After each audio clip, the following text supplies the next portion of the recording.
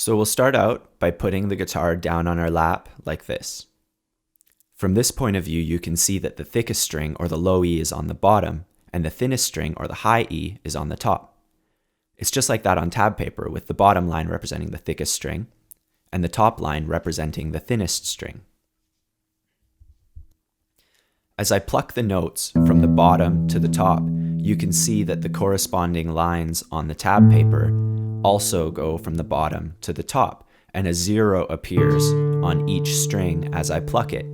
That 0 represents an open string. It means that I'm not pressing down any frets. So here, we're basically just playing all the open strings from the lowest string to the highest string.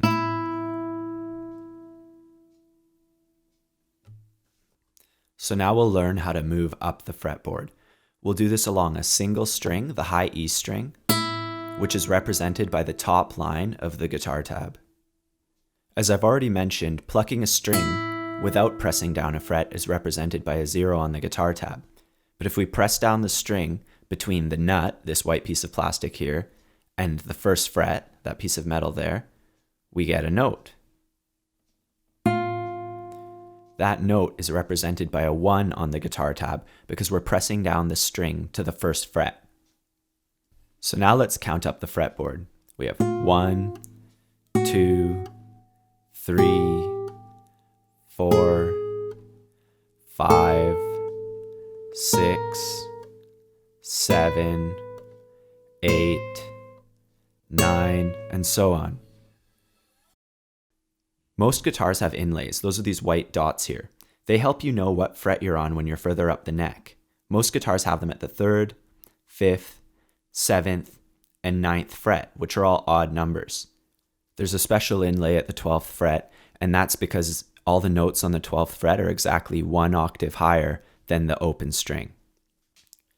So now we're ready to put our guitars upright.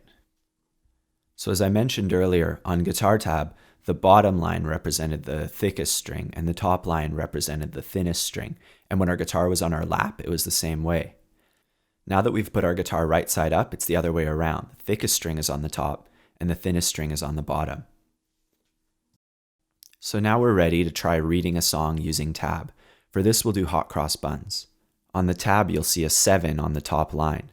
The top line represents the thinnest string, the high E string. And to get to the 7, we can count up. 2, 3, 4, 5, 6, 7. So now that we have our starting note, we can go step by step through the tab. It goes 7, 5, 3. And then we do that again. 7, 5, 3. Now you'll see that there's 4 3s in a row. So we'll hold down the 3rd fret and pluck it 4 times. Same thing, but for the 5th fret. And then to finish it off, 7, 5, 3. So now we're going to play a melody that goes across more than just one string. This means that we not only have to play the correct fret, but we have to see what line of the tab that fret number is written on, and then we have to find the corresponding string and make sure we're playing it on the correct string. We'll start on the G string, go to the B string, back to the G, and so on.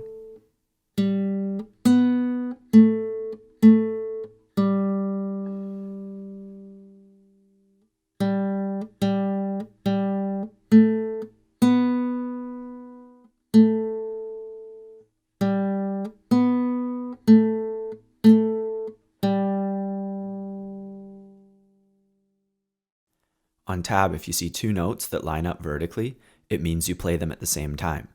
In this song, Smoke on the Water, we're going to be playing the D and G strings.